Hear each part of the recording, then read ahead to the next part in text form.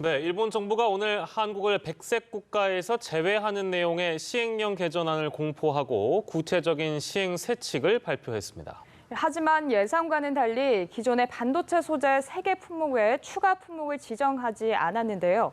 일본의 의도는 어떤 걸까요? 자세한 내용을 하종문 한신대 일본학과 교수 그리고 박원군 한동대 국제지역학 교수와 함께 짚어보겠습니다. 어서 오십시오. 어서 오세요. 안녕하세요. 네, 예상대로 그대로 개정안이 통과됐고 공포가 됐습니다. 28일부터 시행이 되는 거잖아요. 네, 그렇습니다. 그럼 앞으로 어떤 점이 좀 달라진다고 보면 될까요? 네, 어쨌든 구체적으로 수출 무역 관리령이라고 하는 그러니까 한국과의 무역에서 일본 정부의 여러 가지 국가가 규제할 수 있는 부분에 가장 중요한 법률 자체가 바뀐 거거든요. 예. 그러니까 그런 면에서 보자면 지금까지 있어 7월 1일에 반도체 소재 3개 물자를 사실은 수출 규제라고 하는 명목으로 일본이 이제 제재를 하기 시작했고요. 예. 이후에 지금 관리령이 개정이 되게 되면 전반적으로 한국이 이미 이제 A급 국가에서 B급, 과거에 이제 화이트리스트의 국가에서 배제된 것이거든요. 예. 그렇게 되게 되면 포괄 허가의 대상이 되지 않게 되면 예. 한국에 대해서 필요한 물자에 대해서 언제든지 그리고 어떤 내용에서든 할 수 있는 규제를 할 수 있는 근거가 만들어진 것이죠. 예. 완벽하게 일본이 적어도 한국의 수출 문제에 대해서 주요한 물자에 대해서 자신들이 제재를 할 수 있는 확실한 칼자루를 쥐은 것이다. 이렇게 볼 수 있겠습니다. 예. 박원건 교수께는 이 질문을 드리면 좋을 것 같습니다. 그러니까 우리는 백색 국가에서 우대를 받던 게 이제 제외 조치를 당한 것으로 이해하고 있는데 보도를 해드렸습니다만 기존에는 그러니까 A그룹, B그룹, C그룹, D그룹 이런 식으로 구분해서 두지는 않았고 이게 새롭게 생긴 어떤 것처럼 보여져요. 그러니까 이것도 어떻게 보면 일본의 어떤 의도를 담고 있는 게 아니냐라는 지적도 있어서 그건 어떻게 봐야 될까요? 뭐 전체적으로는 이제 그전에는 백색 국가가 있었고 그렇지 않은 국가가 그렇습니다. 있어서 네. 단순하게 했었는데 지금은 이제 A, B, C, D로 한다라는 거죠. 예. 그래서 A그룹은 기존의 백색 국가였고 한국은 A그룹 27개 국가 중에 하나였는데 예. B그룹으로 옮긴다라고 네. 했거든요. 이게 좀 복잡합니다. 그래서 이걸 이해하기가 쉽지는 않은데요. 예. 일단 아주 쉽게 말씀드리면은 이전 같은 경우에는 우리가 수입을 할 때 일본에서 수입을 할 때 뭐 3년간은 그냥 원하는 건 다 수입이 됐다 그렇게 네. 보시면 됐는데 네네. 일단 백색 국가에서 제외가 되면 앞으로 수입을 할 때 일부 품목에 대해서는 굉장히 복잡한 과정이 필요하다라는 거죠. 그래서 이거는 허가를 맡아야 되는데 그 심사 기간이 90일까지도 걸릴 수 있는 거고 예. 네. 90일이 지나서도 일본 정부가 허가를 안 내줄 수도 있고 그렇게 복잡한 상황으로 지금 간다라는 겁니다. 예. 근데 오늘 그 선포된 것 중에 우리가 사실 한 부분을 좀 우려했던 게 있었는데 그것은 이제 시행 세칙이죠. 시행 세칙에서 일부 지난 7월 1일 날 그 일본이 일방적으로 갑작스럽게 발표한 것처럼 우리 반도체의 핵심 부품 산업의 3가지를 그런 식으로 이제 개별 허가 말씀드린 것처럼 90일로 묶어버리는 그런 식의 어떤 조치가 시행세칙에 이번에 나오지 않을까 하는 우려가 좀 있었는데 그렇습니다. 그건 아직 지금 나오진 않았죠. 예. 네, 교수님이 말씀하신 그 부분, 그런 결정을 일본이 내린 이유에 대해서 한번 짚어보면 좋을 것 같은데요. 이게 조금 더 분석은 지금 필요합니다. 이게 예. A4 50페이지가 나와서 아마 우리 정부가 다 분석을 할 텐데요. 네. 비록 그렇게 품목을 개별 허가로 전환은 하지 않았지만 예. 여전히 일부의 그 조항들을 보면 적용을 할 수 있는 여지는 지금 만들어놨거든요. 예. 네. 근데 말씀하신 것처럼 그 질문에 대해서 답을 드린다면 만약에 개별 허가로 일부 품목을 지난 7월 1일처럼 딱 지정을 해버리면 이거는 일본이 자기 모순에 확실히 빠지는 겁니다. 왜냐하면 여태까지 계속 일본의 일관된 논리는 이것이 한국에 대한 경제 보복이 아니다라고 얘기를 했고 네. 근데 한국이 안보적인 이유로 물자를 잘 관리 못했기 때문에 예. 백색 국가에서만 제외한다라고 얘기를 했는데 예. 만약 개별 품목을 명확하게 지정을 해버리면 예. 이건 한국만을 위한 따로 이렇게 확실하게 목표를 갖고 타겟을 갖고 움직이는 게 되는 거거든요. 예. 그럼 일본 정부에서는 이전까지 얘기했던 자신들의 논리에 맞지 않게 되는 거죠. 그런데 뭐 교수님께서 방금 말씀하셨던 것처럼 이 세칙이란 건 결국 언제든지 수정이 가능한 부분 아니지 않습니까? 그렇습니다. 그게 네. 또 핵심 중에 하나인데요. 지난 7월 1일 날 일본이 3개 품목에 대해서 시행 세칙을 바꿔버린 거였거든요. 네. 그리고 3일 만에 4일 후에 7월 4일부터 그것을 실제 시행을 한 겁니다.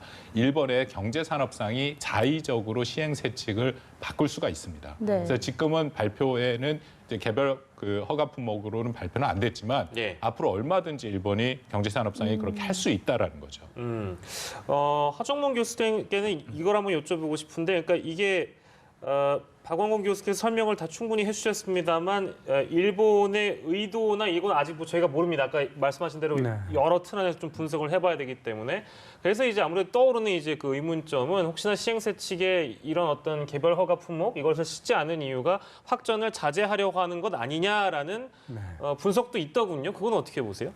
네, 시행세 측 자체는 예. 그 7월 1일자만 보더라도 3일 이후에 발효할 수 있습니다. 예. 네. 그 말은 시행세 측은 어차피 경제산업성 장관의 결정에 의해서 절차도 굉장히 간단하거든요. 예. 언제든 그러니까. 그렇죠. 그렇게 될 부분이니까 지금 수출무역관리령이라고 하는 원래의 정령을 개정을 하고 예. 네. 시행세 측 부분까지 개정하면 아까 말씀하신 대로 전체적으로 한국에 대한 규제, 즉 무역보복이라는 예. 의심을 피할 수가 없다고 한다면 예. 당연히 그 점을 굳이 지금 할 필요도 없는 거죠. 왜냐하면 발동 자체도 28일 날 된다고 한다면 예.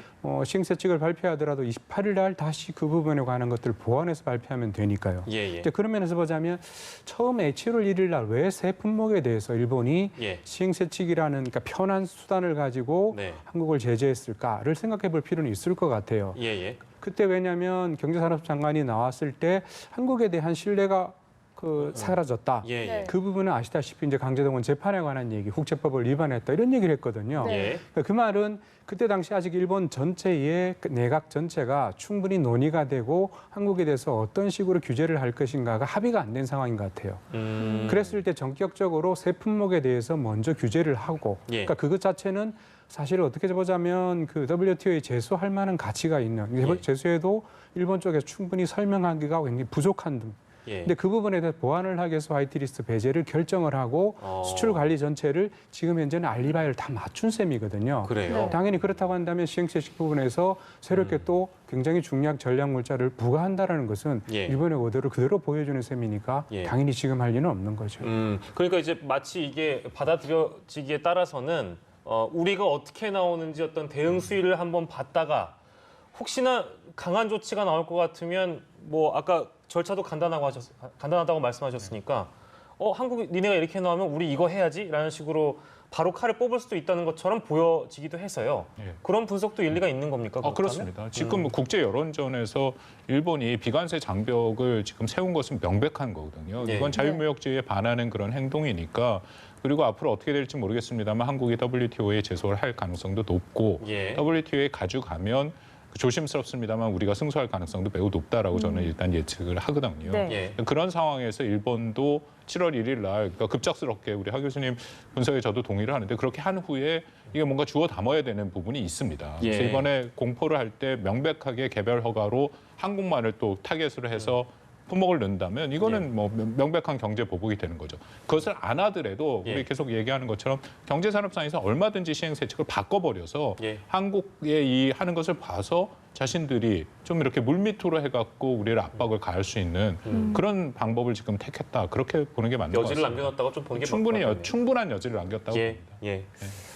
알겠습니다. 네, 그렇다면 오늘 혹시 이 세칙 내용 가운데 앞으로 좀 변수가 되거나 좀 더 유심히 지켜봐야 할 부분이 있다면 어떤 부분들이 있을까요? 세칙 자체는 제가 봤을 때 굉장히 간단하고요. 그다음에 이제 거기에 따라서 지금 바뀐 부분이 시행세칙의 내용에서는 당연히 이제 원래 한국을 화이트 국가에 제외하고 B급 국가로 이제 규정을 하는 작업. 이 전체는 일본의 무역관리령 자체를 다 바꿔야 됩니다. 네. 그러니까 그에 따른 전체 부분을 조율하는 거기 때문에 생각보다 그 법령에 대해서 바뀐 부분이 대단히 많더라고요. 저도 사실은 그냥 읽어서는 도대체 이해하기 어려운 정도로 양이 많았습니다. 네. 따라서 그렇게 보자면 세칙 내용 자체에서는 일단은 지금 현재의 정령에 대한 법령의 완성도를 높이는 작업을 우선 했다고 보여지고요.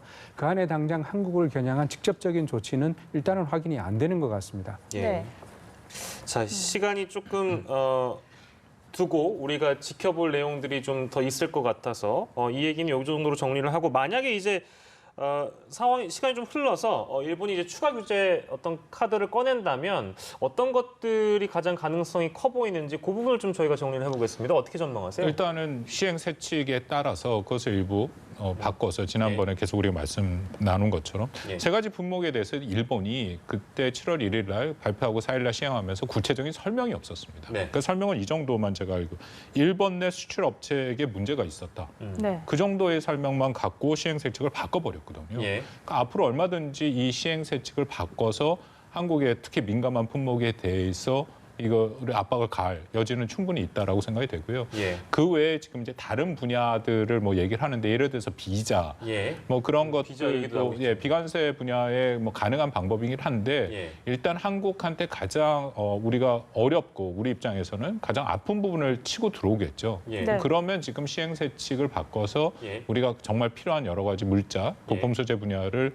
아마 그렇게 규제를 할 가능성이 여전히 저는 크다라고 생각을 합니다. 네, 같은 질문 좀 드리고 싶은데 하종문 교수께서는 어떻게 보세요? 가장 강력한 카드는 뭐가 있을까요? 일본이 우리한테 추가적으로 할 수 있는 조치가? 역시 지금 현재 반도체 산업 장비에 대한 부분일 것 같고요. 역시 그 부분인가요? 네. 역시 그 자체는 처음에 세계 물자 자체가 예. 한국에 굉장히 커다란 지진을 몰고 온 거나 마찬가지였으니까 예. 그와 연관된 산업에서 결국 반도체 부분을 타격을 입히게 되면 한국에서 이 정도의 소란이 그러니까 소동이 있는 거니까 예. 추가적으로 일본이 압박할 수 있는 카드를 잡기 위해서는 반도체 산업 부분에 대한 것들이 클 것 같고요. 예. 근데 비자 같은 것들을 할 수는 있겠지만 네. 그 자체는 실질적으로 일본이 지금 현재 협정을 맺은 게 아니기 때문에 절차도 굉장히 간단합니다. 예. 그러니까 일종의 편의를 봐주고 있는 셈이었거든요. 네. 그러니까 그런 면에서 보자면 비자 부분을 하겠지만 그 자체는 너무나 이렇게 그 왜 하는지에 대한 그러니까 설명 자체도 굉장히 궁하고요. 예. 그걸 안보에 관한 이유로 하기도 그렇거니와 예. 예. 당장 비자를 제한하게 되면 내년에 있을 올림픽 자체도 문제가 되게 됩니다. 그렇죠. 그러니까 그런 면에서 네. 보자면 네네네. 일본이 쓰기에는 굉장히 어려운 카드가 아닌가 싶어요. 비자 얘기는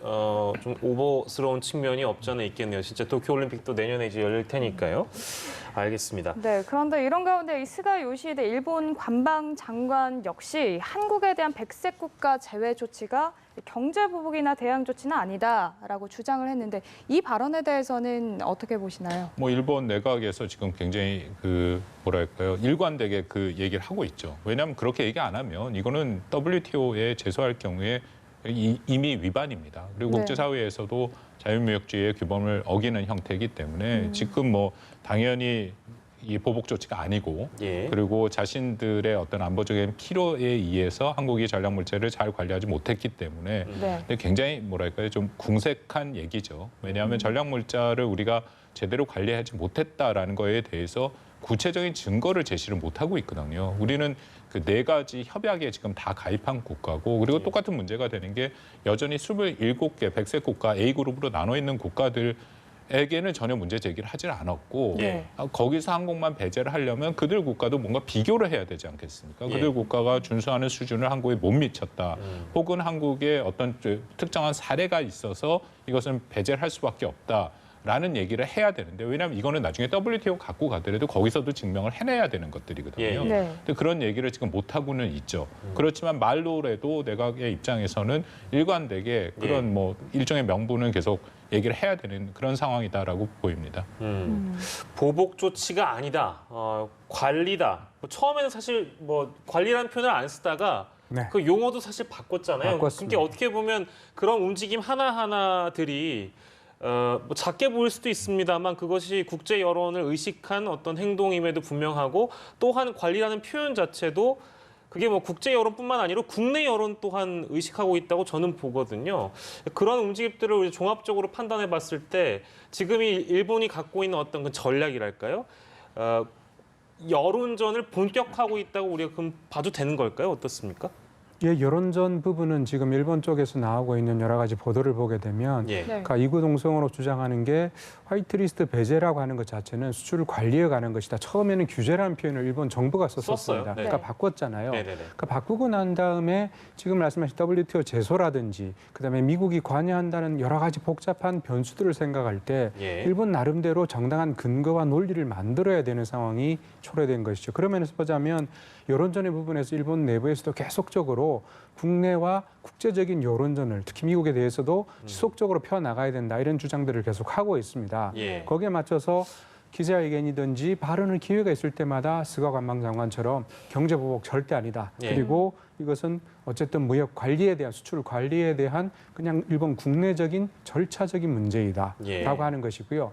어쨌든 이번에 화이트리스트 배제를 포함한 수출 무역 관리령 전체에 대한 개편이 이루어졌기 때문에 예. 일본 나름대로는 일단 자기들의 근거를 마련했다라고도 볼 수 있겠죠. 예, 뭐 얘기가 이게 사실 이 주제라는 것이 저희도 거의 매일같이 이런 대담을 통해 다룹니다만 반복되는 측면이 이제 이 상황을 어떻게 풀 것인가에 대한 해법에 대한 부분입니다. 근데 그 해법에 대한 부분에서 가장 먼저 등장하는 것이 원래 미국의 중재였고 미국을 우리가 어떻게 설득할 것인지 그런 부분을 많이 다뤘는데 지금의 이 상황을 과연 미국은 어떻게 현재 오늘 상황까지 바라보고 있을까요? 저는 그게 궁금합니다. 어떻게 보세요? 지금 한일 간에 주고받는 이 상황들에 대해서 트럼프 행정부의 기본적인 인식은 한일 간의 경제 문제라고 봅니다.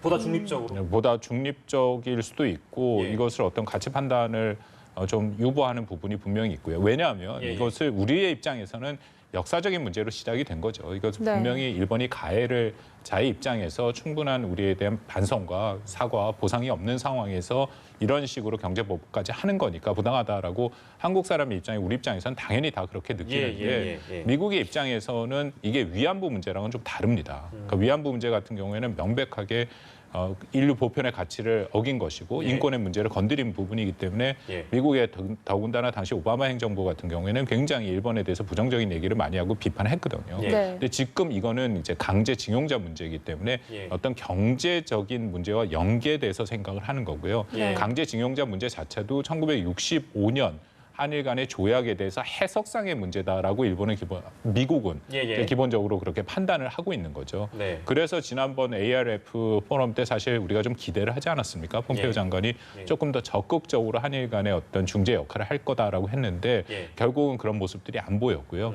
트럼프 대통령도 지난 19일 날 발언을 딱 한 번 한 이후에 예. 지금까지 거의 침묵을 하고 있는 그런 상황이죠. 예. 네. 그렇다고 저는 뭐 미국이 안 움직인다고 생각지는 않습니다. 왜냐하면 갈등이 심화될수록 한미일 안보의 이 체제가 흔들리는 것은 미국이 원하지 않거든요. 네. 다만 이것을 조금은 더 중립적인 입장에서 또 미국의 중재 방안이 늘 그렇습니다. 한국이나 일본이나 둘 다 핵심 동맹국인데 예. 어떤 편을 들었다가는 나중에 이것이 뒷감당이 좀 어려워질 수가 있거든요. 예. 그래서 일단 중립적 입장에서 한일 간의 이 문제를 풀 수 있는 장을 만들어준다. 예. 그것이 이제 미국의 기본적인 방침인데 그 나름대로 그것이 잘 되면 저는 굉장히 중요한 또 어떤 계기는 예. 될 수 있다고 봅니다. 예.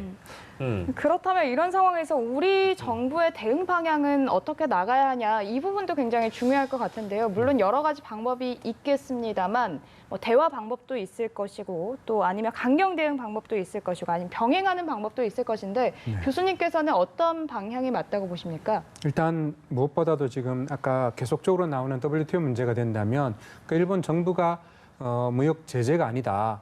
수출 규제가 아니다라고 주장하는 데서 한국이 거기에 맞대응하는 부분 자체도 사실은 이게 WTO 우리가 역으로 제소를 당할 가능성도 분명히 생각해봐야 될 것 같아요. 네. 그러니까 물자 자체에 대해서 뭐 한국도 여러 가지 주장을 합니다만 그 문제는 결국 WTO라고 하는 현재의 자유무역주의라고 하는 큰 원칙에서 한국이 적어도 벗어나는 일에 대해서 일본에 맞대응을 하는 것 자체는 저는 허용되지는 않는다고 생각이 되거든요. 네. 왜냐하면 일본이 실제로 그렇다고 하더라도. 그렇다고 한다면 현재 있는 것 중에서 외교적인 타결이라고 하는 부분은 어렵지만 예. 그게 정도라고 생각이 되고요. 전체적으로 수출 규제를 포함해서 지금 현재 강제동원 재판 문제를 풀어나가는 노력. 그러니까 아베 수상이 어제 뭐 한국 쪽에서 국제적인 조약, 국제법을 위반한 사례에 대해서 어쨌든 시정을 요구한다라는 식의 메시지는 예. 저는 어떤 의미에서 보자면 지금 현재처럼 이제 수출 무역 관리령에 대한 부분이 정비가 되었을 때 네. 우회적인 표현으로 저는 강제동원 재판에 대한 한국 쪽의 일종의 조치를 촉구한 의미 그런 식으로도 읽을 수 있는 대목이 있다고 판단됩니다. 그렇게 보자면 현재의 상황은 수출 규제를 놓고 양국이 맞대응하는 특히 한국 쪽에서 강력한 대응을 해서 일본의 조치를 철회할 수 있다. 그 가능성은 별로 높아 보이지는 않습니다. 네. 다만 한 가지 방법이 있다면 일본 정부의 조치 자체가 갖는 모순성을 지적하기 위해서 예.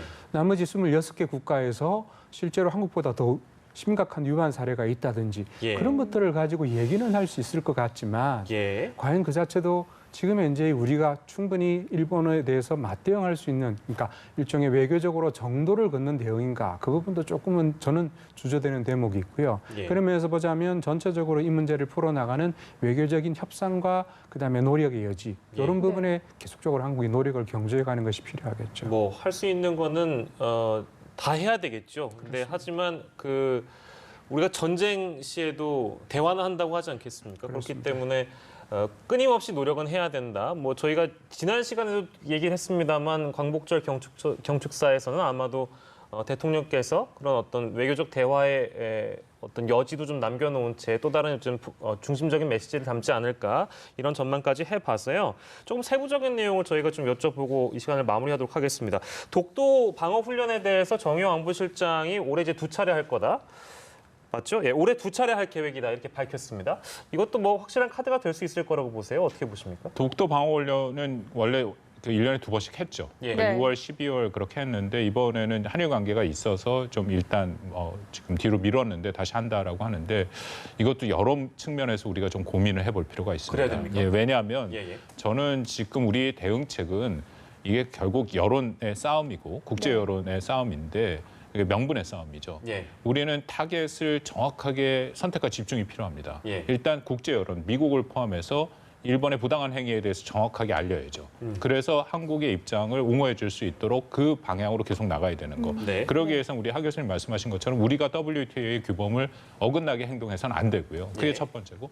두 번째는 일본 내에 있는 아베 신조가 원래 수정주의 우익의 이 내각 아닙니까? 예. 거기에 반하는 목소리, 동의하지 않는 목소리도 많이 있습니다. 예. 그들과 연합하는 것이 매우 중요하죠. 그들과 연합해서 그들과의 공감대를 넓혀간다면 예. 뭐 일본도 내각 책임제의 국가이기 때문에 예. 여론에 대해서 오히려 우리보다 훨씬 더 민감하게 반응할 수밖에 없거든요. 지지율이 떨어지면 그건 내각이 해산될 수밖에 없는 그런 또 예. 그 체제이기 때문에 그들과의 어떤 연동을 하는 것이 중요한데 예. 그 측면에서 과연 지금 독도 훈련이 예. 어떻게 비춰질 것인가. 예. 네. 한국 정부가 그 부분도 같이 놓고 좀 고민할 필요가 있다라고 저는 생각합니다. 예. 저희가 끝낼 시간이 다 됐지요? 예. 하나만 더 여쭤보고 싶긴 한데 알겠습니다. 오늘 이 시간은 여기서 마무리하도록 하겠습니다. 지금까지 하종문 한신대 일본학과 교수, 박원곤 한동대 국제지역학 교수와 함께했습니다. 두 분 고맙습니다. 고맙습니다.